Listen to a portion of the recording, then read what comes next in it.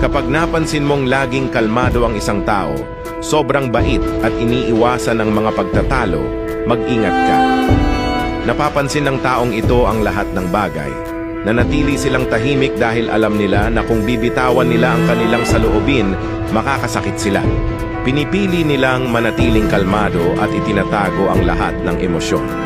Ngunit kapag sumabog ang kanilang galit, ito ay parang isang tunay na bagyo at ang taong nagpasiklab ng kanilang galit ang magdurusa.